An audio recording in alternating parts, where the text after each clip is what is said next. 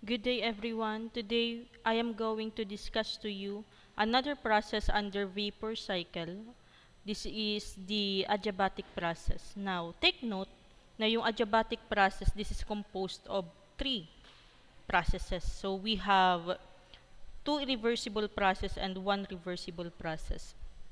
Now, the first reversible process or the only reversible process under the adiabatic process is what we know isentropic process or the adiabatic isentropic process or also known as reversible adiabatic. So, pwede na natin siyang tawaging reversible adiabatic or isentropic process. So, take note nyo na lang. And then, under isentropic process, this is very essential, no? Or very helpful in analyzing the expansion of the steam na nangyayari in the turbine and pump part of the Rankine system or Rankine cycle. So, under isentropic process, take note na wala tayong waste na nasasayang or energy na nasasayang. So, we are maximizing the efficiency. So, bakit na-maximize natin yung efficiency ng system? Because there is no change in entropy. So, pag no change in entropy, wala tayong irreversibility na mangyayari, and this leads to higher thermal efficiency pag ganon. So, take note na mahalaga yung entropy, right? It is very important that in the system, binabawasan natin rather yung entropy, or as much as possible, yung entropy na makikreate natin is, kung hindi man zero, hindi gaanong kadami or less, no? Less yung change in entropy na dapat meron tayo sa isang system in order for that system to be high in thermal efficiency. And it also lead na sa buong system, of course, mataas yung efficiency ng buong system. So, ganun. So, ito, ginagamit natin siya of course, to simplified the calculation of the thermodynamic analysis of the Rankine cycle. Okay?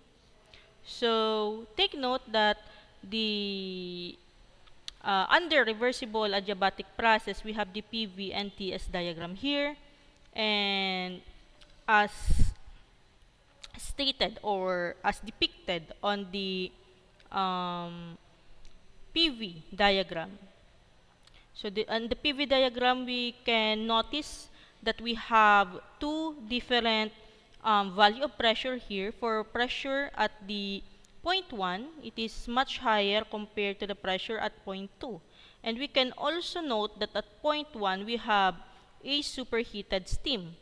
And on the point 2, dito sa condition 2 natin, we have a saturated vapor. Right? So, if we are going also to look at the TS diagram here, since isentropic process siya, so it is depicted, right? It is depicted in the system that we have a constant entropy here, or we have no change in entropy at point 1 and point 2, right? So, parehas ang value ng entropy at point 1 and point 2, kaya straight line siya dito. Nandito yung value of entropy niya. And then, of course, this is the pressure line. Pressure line 1, we have the pressure line 2. We have different value of temperature here. It is expected that the temperature at the superheated form is much higher compared to the temperature of the saturated vapor. Okay? So for non-flow process, from the simple energy equation, considering that we have heat addition, so we have here, although no, yung ano natin, although yung diagram natin, this depicts or this shows heat rejection, right? Heat rejection yan. Kasi from superheated steam, biglang naging saturated vapor.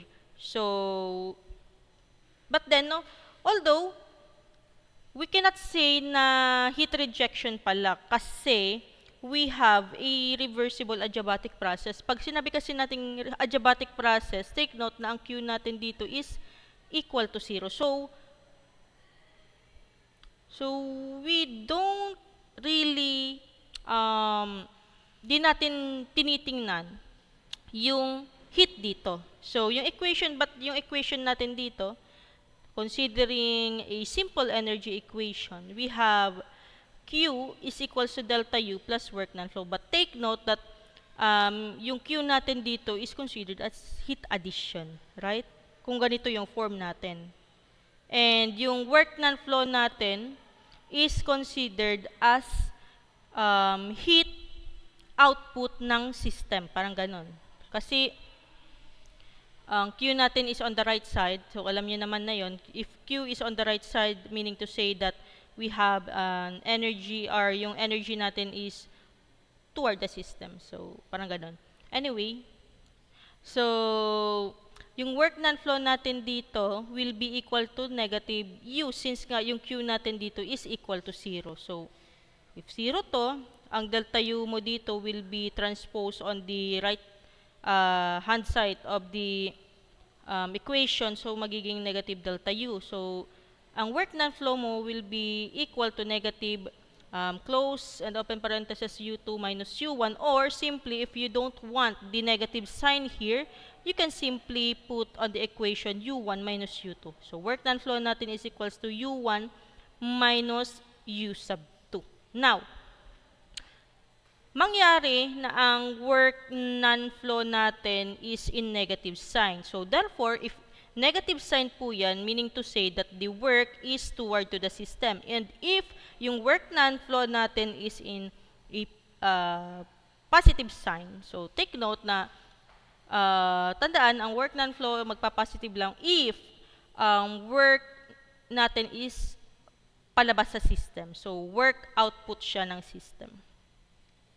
Okay? So, for steady flow, considering we have P1, the potential energy, kinetic energy. So, we have the formula P1 plus K1 plus H1 plus Q is equals to P2 plus K2 plus H2 plus work steady flow. Take note, H1 is for H1 and H2 is for enthalpy. K is for kinetic energy. Ano pa ba? So, WS is for work steady flow. And if ang delta P natin is 0, delta K natin is 0, or negligible, Q natin of course 0 kasi we are under adiabatic process. So, therefore, ang work steady flow natin will be equal to H1 minus H2 only. So, take note of this one. Work non-flow is U1 minus U2. Work steady flow is H1 minus H2. Hindi naman nagbabago yan, no? Unless meron tayong another form of energy such as nga PE, KE, and Q, right? But since nga adiabatic, so wala tayong Q dyan. Okay, so for example number 1, in the problem we have 3 kilogram of steam has an initial enthalpy of 7,200 kilojoule at 0.145 megapascal. So, isentropic compression gives a final pressure of 0.29 megapascal. So, find the initial and initial temperature, work steady and work non-flow process. So, WNF and WSF. Okay? So, paano nyo ito isosolve, right? So, we must know kung ano yung mga given sa problem. So, in the given, it is stated that the mass of steam is equal to 3 kilogram. And the initial enthalpy is 7,200 kilojoule. So, sulat natin mo dito, the initial enthalpy, again, 7,200 kilojoule at the pressure of 0.145 megapascal. Okay? So, ang una mong tatanungin dyan is, what is the condition of the steam under 7,200 kilojoule and 0.145 megapascal? Now, if you're going to look on the steam table, right, table 2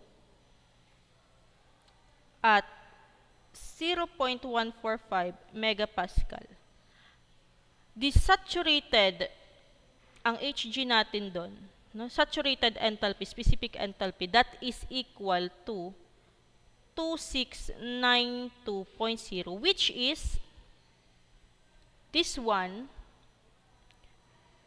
is mas mataas compare sa actual enthalpy natin na to 7,200 kilojoule, right? So, yung enthalpy natin is, kasi ito, i-divide muna natin to ng 2. So, this is equal to 24 kilojoule per kilogram. Ang 24 is less than, ang actual enthalpy natin, specific enthalpy, is less than the enthalpy at this at the saturated vapor, Hg. So, therefore, we can conclude na at 2,400 kilojoule kilogram na enthalpy and pressure na 0.145 MPa, we have a wet steam. So the condition at point 1 is considered as wet steam. Right? So we have a quality there. At point 2, ano naman yung binigay sa point 2? So at point 2, we know, after magkaroon ng isentropic compression, nagkaroon ng process wherein S is equals to C, right? After S equals to C process, S is equals to C process, ang pressure natin at point 2 is equal to 0.29 megapascal. So, mas mataas siya compare dun sa initial pressure natin. But then, ano yung magiging condition ng steam natin? So, para malaman yung condition ng steam natin, kakailanganin pa natin ng isang properties in order to compare. No? Gagamitin natin siya sa comparison. So, kasi we cannot identify the condition of steam at point 2 if pressure lang yung given. Kasi yung makukuha mo dito will be the saturation point only, right? So, anong kakailanganan pa natin? So, we know that since we are under isentropic compression, ang S1 natin, ang entropy 1 natin is equal to entropy 2. So, magkakaroon tayo na, or hahanapin natin yung value of entropy at point 2 in order to define the condition of steam under point 2. Right? Now, to look for the entropy at point 1 and point 2, since equal po sila, so, we need to know the quality, right? The quality ng ano? Of course, yung quality mo at point 2, right? Ano kaya mo yung magiging quality mo at point 2? And paano mo malalaman yung quality at point 2? Since nga, no, ang S1 natin is equals to S2, so kukunin muna natin yung value of S1. So, kaya natin siya kunin, yung value of S1 under point 1. Diba? So, at point 1, balik tayo dito sa point 1.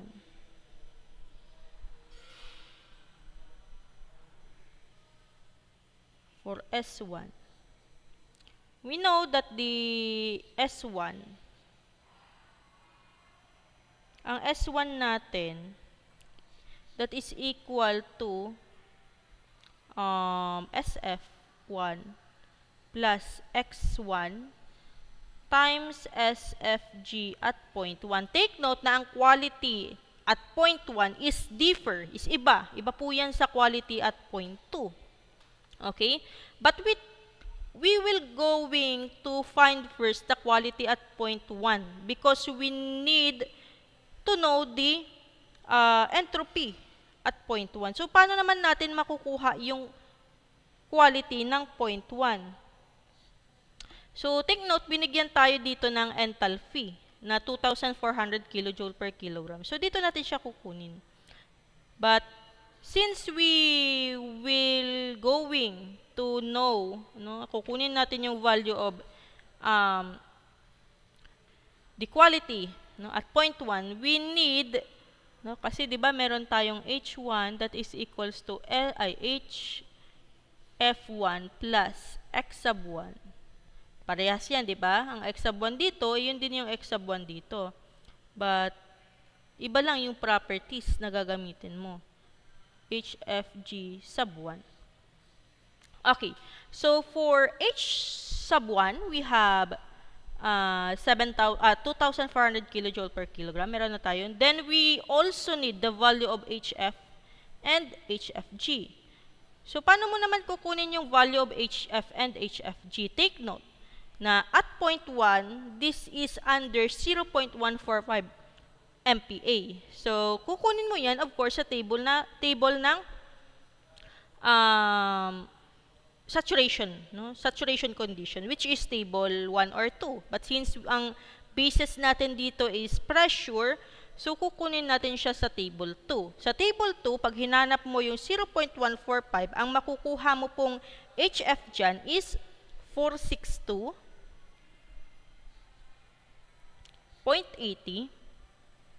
This is kilojoule per kilogram. Ang HFG mong makukuha dyan is 2229, 0.2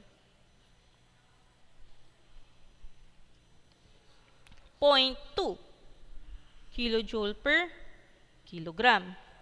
Now, of course, yung H1 natin is 24. So, kaya na natin makuha yung quality. Yung quality, pag ginuha natin, so, for X sub 1, we have, again, H1 is equals to HF sub 1 plus X1 multiplied by HFG sub 1. Okay, puro yan sub 1. Ang H1 natin is the 2,400 kilojoule per kilogram, which is equal to HF1, 462.83, plus X sub 1, which is the missing or yung hinahanap natin, and then yung HFG natin is 2229.2 kilojoule per kilogram. Okay, so ang X sub 1 na makukuha natin, if you're going to input that on the calculator, shift solve nyo yan, makukuha natin X sub 1 dyan is 0.8690. So, 8690. So, we can direct na, pwede na natin makuha si S sub 1. But for S sub 1, we need first to know, okay, may X na tayo. Ang X sub 1 natin is 0.8690. We also need the SF and SFG at point 1. So, hanapin ulit natin yung 0.145. Tama ba? 0.145 MPa. Hanapin natin yung SF and SFG sa table 2. Ang makukuha nating SF dyan is equal to 1.4224.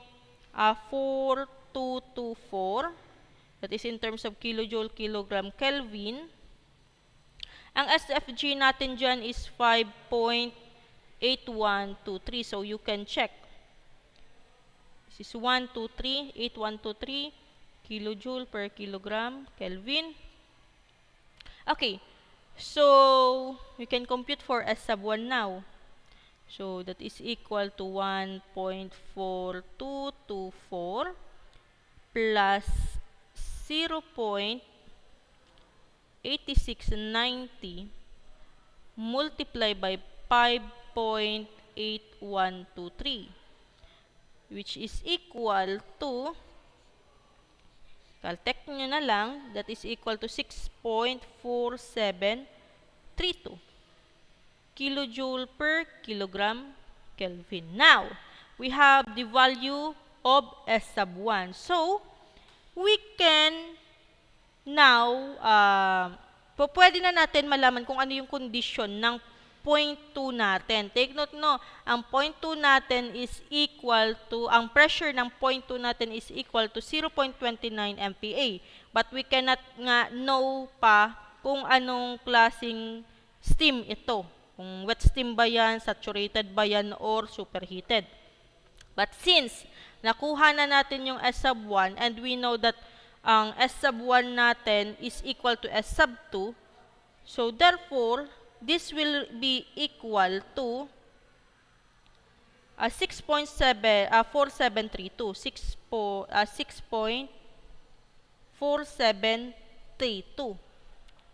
kilojoule per kilogram. So this is based on ano ba, calculation na lang, based on calculation. So meron tayong inanuhan yan. Ito, hindi naman natin yan nakuha basta-basta, no, may ginawa natin siya ng computation, no. So ito yan. Baka kasi makopya nyo, if magte-take note nyo, magte-take note kayo, baka makopya nyo lang yan, no. Take note na kinumpute po natin yan using the quality na nakuha natin na equal to 0.8690. Okay? So, kukunin lang na kasi natin kung anong klaseng condition meron tayo. So, ano nga ba?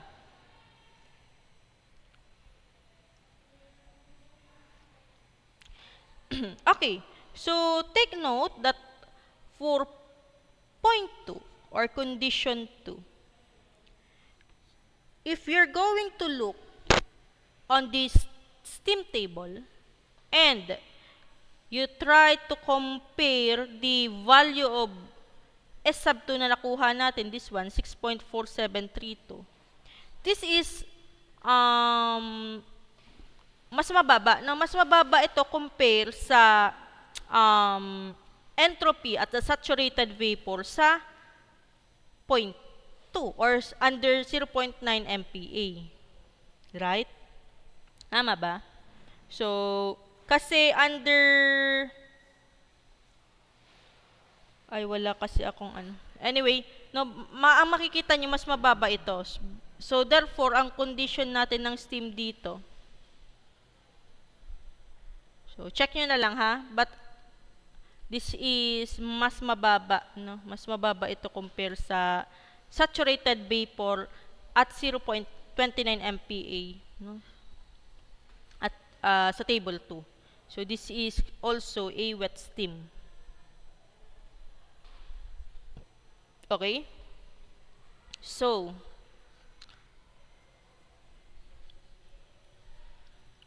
okay? So, now, yung required sa atin na ipakuha, nakalimutan natin. So, yung required sa atin is to compute for the initial and final temperature. So, since, no, under both point or both condition are on wet steam, so simply, hanapin nyo lang kung ano yung temperature sa 0.145 and kung ano yung temperature at 0.29, no? Saturation po yan, no? Take note na ang 0.1 natin dito ay wet steam. So, wet steam is under saturation. So, kunin nyo lang sa table 2 kung anong temperature ng 0.145 under saturation. The same din sa point 2. Ano ba yung temperature under saturation condition ng 0.29 MPa? So, directly makukuha nyo po yung temperature initial and the temperature final. For the temperature initial,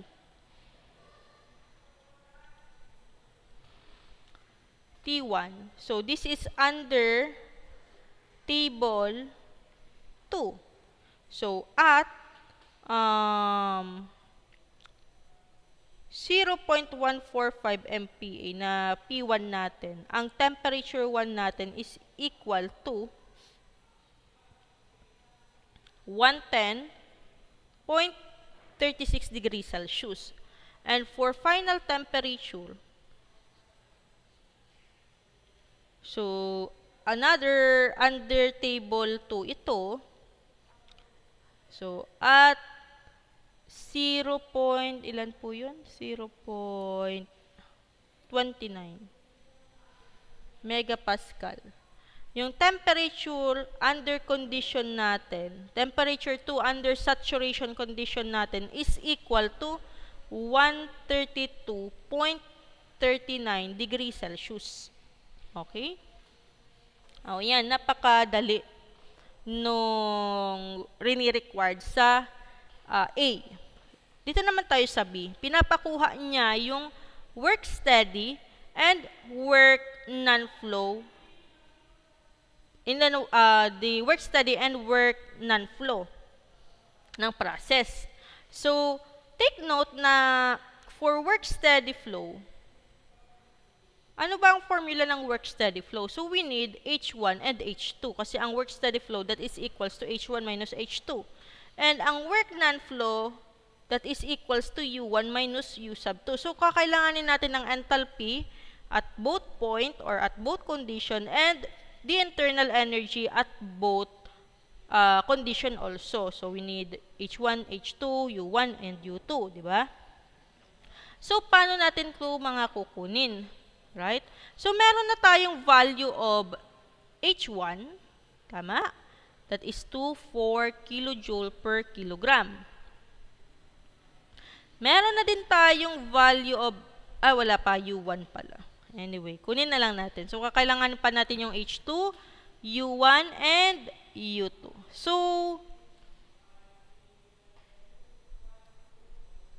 paano ba to? So, we need to compute for the quality at condition 1 and the quality under condition 2. Meron na tayong quality under condition 1 which is 0.8690.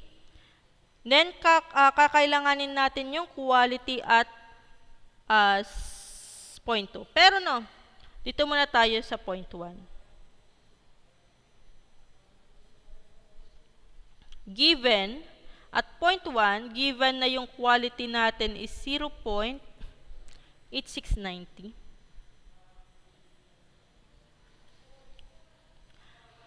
We need first to find the value of U sub 1. U sub 1. So, paano nyo yan kukunin? So, you need the value of UF.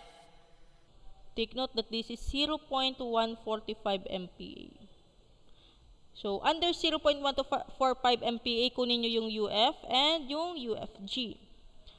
So, ang UF natin dyan, ano yung UF natin dyan? Wait, tingnan ko lang.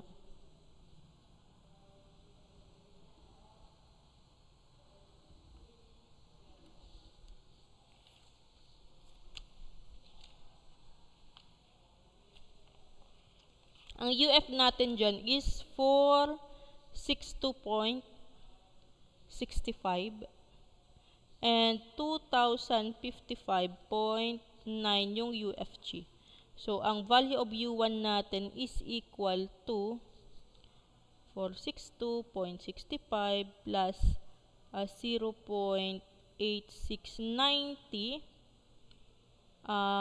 times 2055.9, that is equal to 2249.2271 2249.2271 kilojoule per kilogram. Okay. So, yun yung value natin ng U sub 1. So, dito naman tayo sa for U sub 2 and H sub 2. So, at point 2, kasi 2 to, di ba? At point 2 naman, na ang condition ng steam natin, condition ng steam natin is wet steam. Ang pressure natin is 0.29 MPa. Paano mo naman kukunin yung quality? Of course, no, S1 is equals to S2. Sulat ulit natin dito. Ang S2 natin na nakuha is 6.4732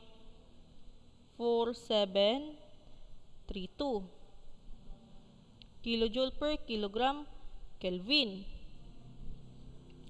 Amo na di gamiton ta. Ang S2 natin is equals to SF2. Kakailanganin na lang natin yung SF sub 2 plus of course yung quality yung hinahanap natin, quality at point 2, and then yung SFG sub 2, the entropy during evaporation at point 2. So, ano yung SF natin at point 2? SF natin yan under 0.29 MPa. Kanina, kinuha natin SF under 0.145 MPa. Ngayon, 0.29 MPa naman, di ba? So, yun yung under point 2. Baka po kasi may nahihilo pa. Okay, so under point 2, ang SF natin is equal to, let me check.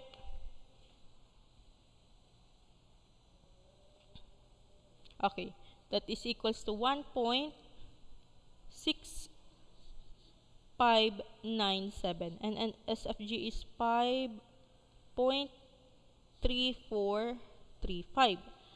So therefore, ang quality natin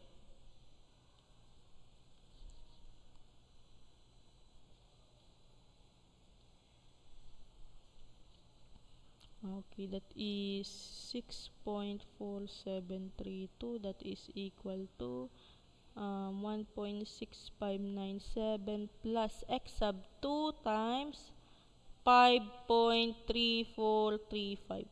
Ang X sub 2 na makukuha mo dyan, that is equal to, let me check, 0.9008. And then, H sub 2 natin. Paano mo naman kukunin yung H sub 2? Kailangan mo ng value of, you need for the value of HF sub 2 and HFG sub 2. The same quality. Ang gagamitin natin is 0.9008. Ang HF natin is 556.54. Kindly check na lang. And for HFG, we have 2508.7537. And then, yung computed value natin ng H sub 2 dito, paano ba kukunin? Again, that is equals to 556.54 plus the quality, 0.9008 times 2508.7537. Ang H sub 2 po natin na makukuha dyan is equal to 25, naisulat ko na yung answer dito. Sorry, baliktad ito. Ang HFG natin is,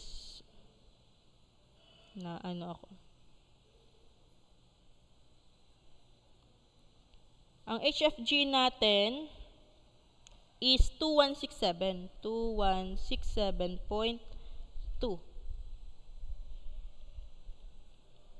Ang H sub 2 natin is 2508. Ito yung 2508. 0.7537.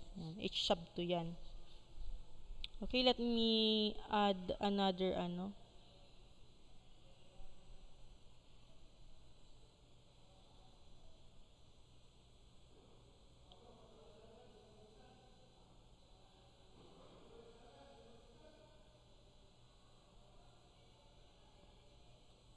Okay. So we also need to compute for the value of U sub 2.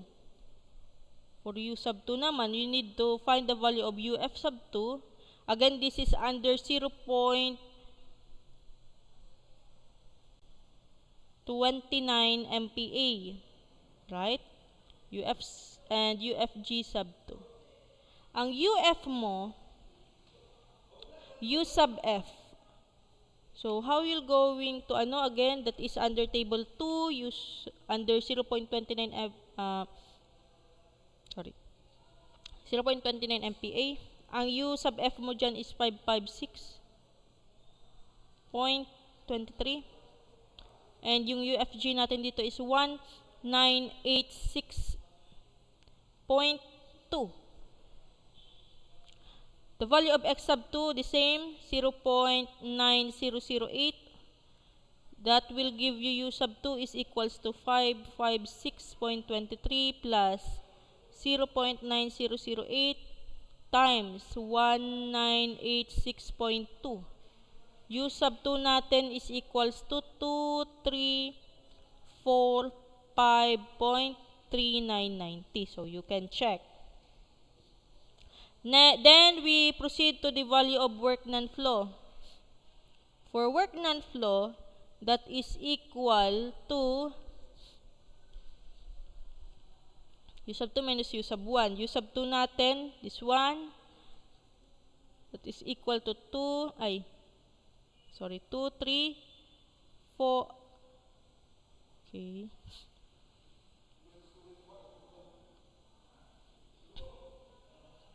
That is 2345.3990 minus U sub 1 equals to 2249.2271. 222, tama ba? 49 na pala. Point. Ilan yun? 2249.2271. That is work non-flow is equal to a negative 96.17 kilojoule per kilogram. Now, if you want to get the answer in terms of kilojoule, multiply this one by the mass of the steam. Kaya ang work non-flow natin is equal to negative 288.5157 kilojoule. For work steady flow man, ang work steady flow natin, that is equal to H,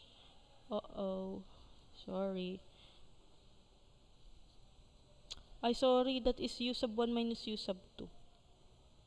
Tayo dito, makamamali kayo.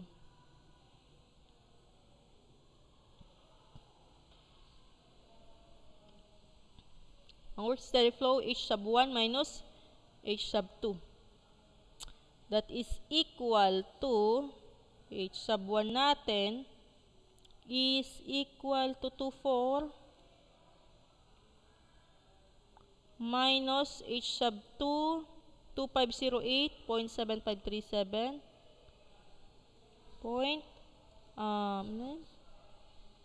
7537. Ang work steady flow natin, that is equal to negative 108.7538